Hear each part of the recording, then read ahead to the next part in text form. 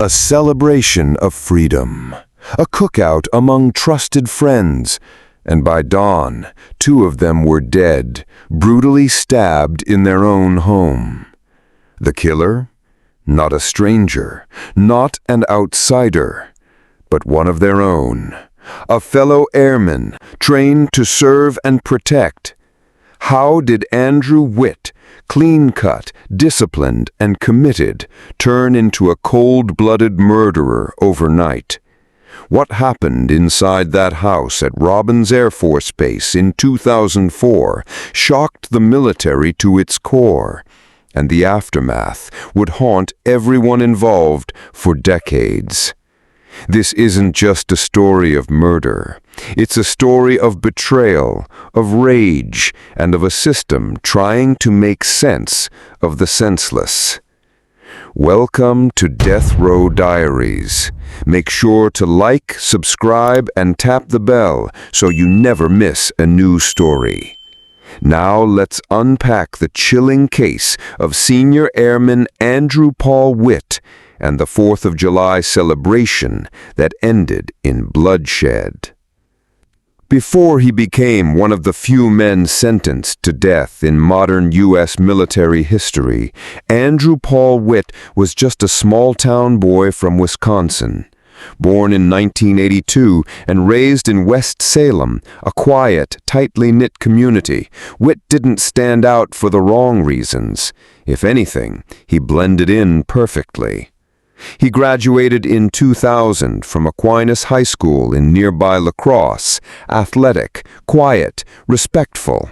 Teachers remembered him as polite. Friends described him as calm. No outbursts, no strange behavior, nothing that screamed future killer. After high school, Witt joined the United States Air Force, a move that, for many small-town kids, represents stability, purpose, and pride. It was 2001, right before the 9/11 attacks, and, like thousands of others, Witt was swept into military life. He trained as an avionics technician, handling the advanced electronics behind military aircraft, a job that required precision, control, discipline. By August 2002, Witt was stationed at Robins Air Force Base in Warner Robins, Georgia, a major logistics hub for the U.S. Air Force. There, he joined the 116th Air Control Wing, working on systems most civilians couldn't even pronounce. Day in and day out, he wore the uniform with pride. To his peers, he was a typical airman. He wasn't known as a troublemaker. He didn't have any serious disciplinary issues. If you asked anyone in his unit whether they thought Andrew Witt would ever be involved in a violent crime, the answer would have been immediate: no way. But something was simmering beneath that surface. And on the night of July 4th, 2004, it all came boiling over. What do you think pushes someone like Andrew Witt to snap? Let us know in the comments. We read every theory, and your insights help us understand these cases from every angle. July 4th, 2004. The night started like any other base celebration. Fireworks, beers, laughter. And somewhere between the barbecue and the late-night wind-down, something went horribly wrong. At the heart of this case were Senior Airman Andy Schliepsiek and his wife, Jamie. The couple had been stationed at Robins and were known for their warmth and hospitality. Andy was a dedicated airman, respected and well-liked. Jamie was vibrant, social, and outspoken. The couple often hosted get-togethers, and their place at 1152A Fort Valley Street was a common hangout for fellow airmen. Witt was among the people who orbited their social circle, not a best friend, but familiar enough to be invited over. And in the days leading up to the 4th of July cookout, he had crossed a line. According to testimony, during a prior interaction, Witt had tried to kiss Jamie Schliepsiek, an uninvited, completely inappropriate advance. Jamie, stunned, pulled away. But instead of letting it go, she told her husband Andy about what happened. On July 4th, during the cookout, Jamie brought it up again, this time in front of others. Jason King, another airman and friend, recalled that Andy became visibly upset upon hearing about Witt's behavior. Witt had overstepped, and he knew it. Whether it was the public embarrassment, the confrontation, or something deeper, Witt left that cookout a changed man. According to prosecutors, he was angry, humiliated, possibly intoxicated, and later that night he returned to the Schliepsiek's home with a knife. Just hours after the fireworks ended, horror unfolded inside that base house. It was early morning, July 5th, when a gruesome discovery shook Robins Air Force Base. 2 bodies were found inside the Schliepsiek residence. The first, Andy Schliepsiek, lying on his back in the living room. He'd been stabbed multiple times, including deep wounds to the back and chest. Blood pooled around him. It was clear the attack had been sudden and brutal. Just 10 feet away lay Jamie Schliepsiek. She was wearing only a t-shirt and underwear, her body surrounded by a chaotic scene. Blood splattered on the wall, door, floor, even the bedroom lamp. The attack hadn't been quick. It had been personal, vicious, and unforgiving. But Witt didn't stop there. Jason King, who had also been in the home, was stabbed 5 times. He somehow managed to survive the attack and was rushed to a nearby hospital where he underwent emergency surgery. King would later provide key testimony at Witt's Article 32 hearing, the military's version of a grand jury. He remembered the details vividly.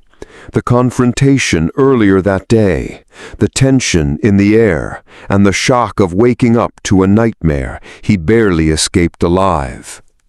The military police began their investigation immediately, and Witt was quickly taken into custody.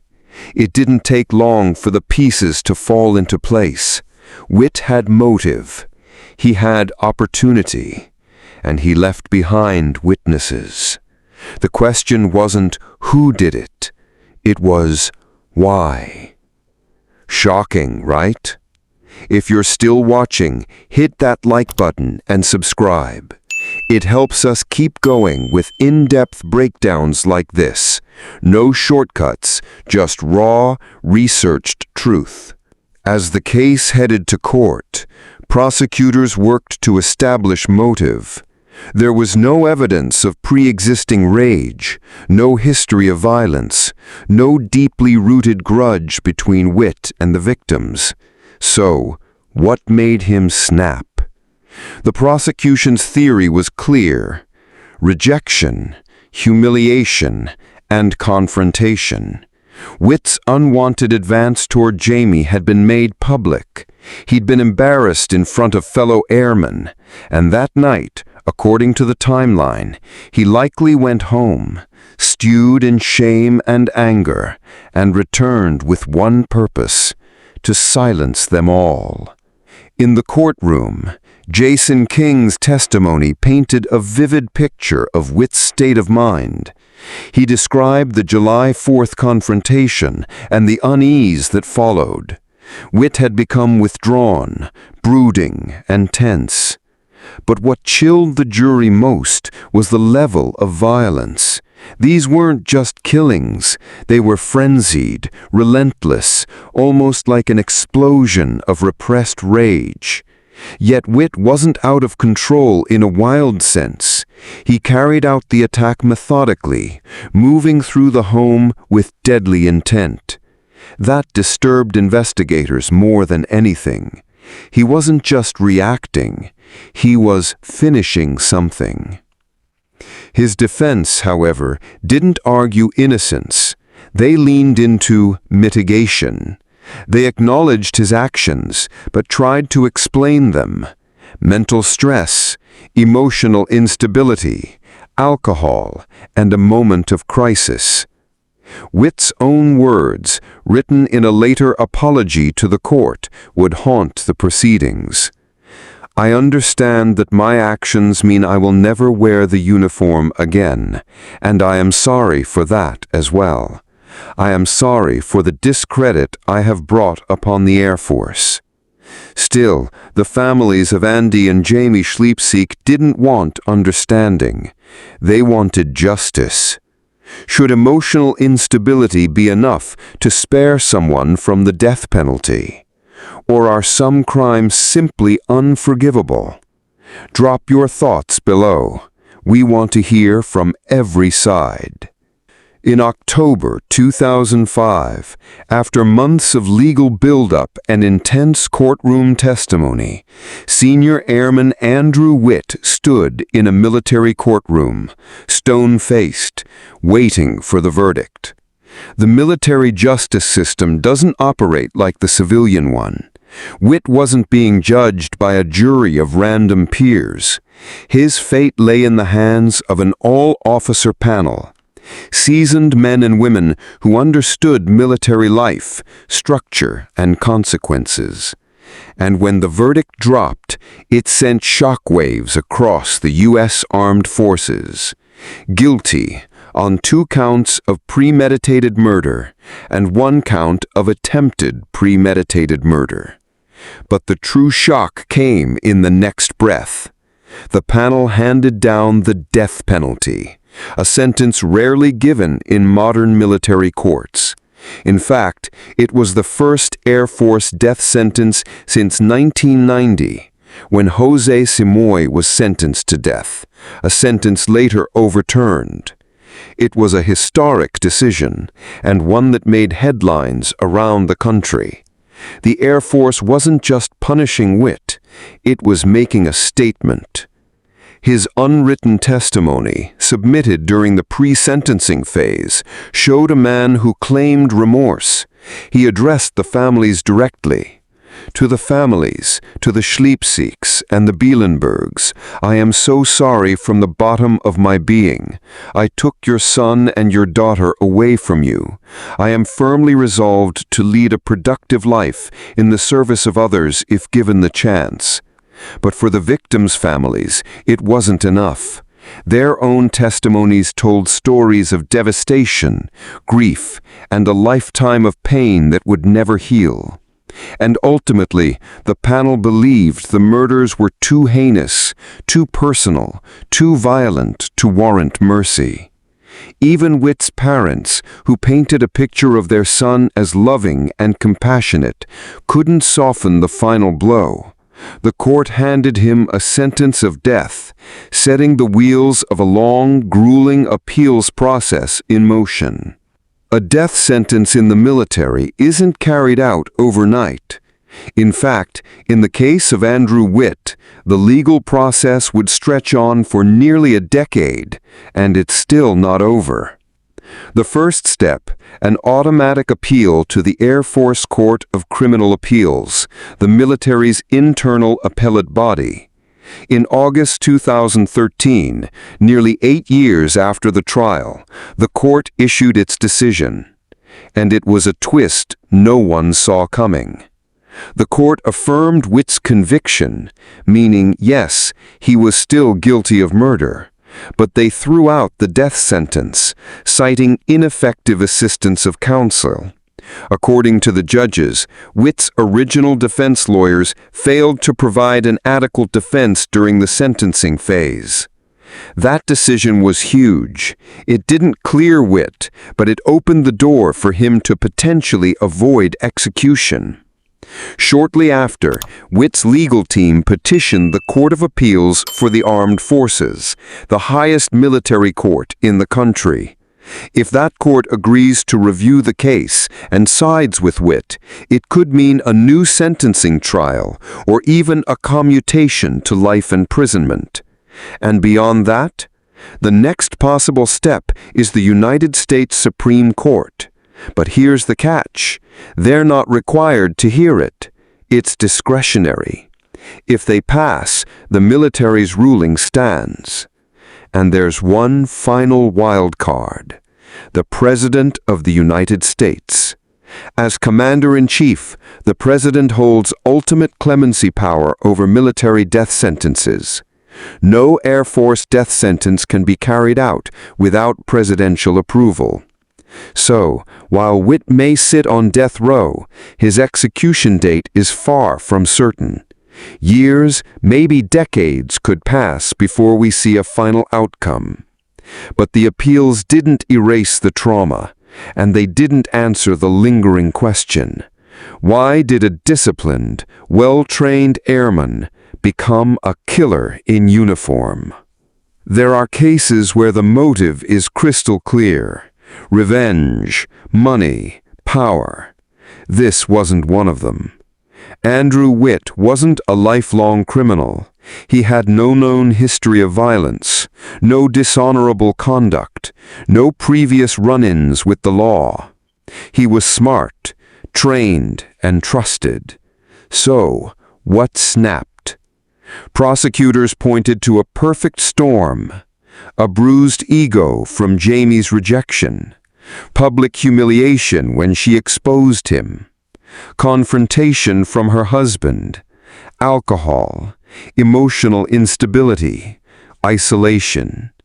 Some experts believe Witt may have had untreated mental health issues, ones that were overlooked or ignored in a military culture that often prioritizes toughness over vulnerability. Others argue this wasn't mental illness. It was pure rage, a desperate attempt to reclaim control after being put in his place, a dark explosion of ego and entitlement. But the truth is, we may never know exactly what flipped the switch. Because even after the court transcripts, testimonies, and statements from Witt himself, there's still a massive void where the why should be. And that's part of what makes this case so chilling. Not just the violence, but the uncertainty behind it. If someone like Andrew Witt could snap, who else might be hiding behind a uniform and a smile? The 4th of July is supposed to symbolize freedom, but for the families of Andy and Jamie Schliepsiek, it will forever mark the day their lives shattered. Witt's case became a milestone in military justice, a rare instance of capital punishment in a tightly controlled system. But more than that, it became a cautionary tale, one that haunts air bases, courtrooms, and families across the country. Years later, Andrew Witt remains one of the only men on military death row. His appeals drag on, his fate suspended in legal purgatory. And yet the pain he caused remains devastatingly real. No one will ever forget that house at 1152A Fort Valley Street. The blood, the silence, the betrayal, and the shocking truth that even a model airman can become a murderer. If this case left you speechless or questioning how justice should really be served, let us know in the comments. Hit that like button if you think this story needs to be heard. And don't forget to subscribe to Death Row Diaries, where we uncover the darkest corners of justice, one case at a time.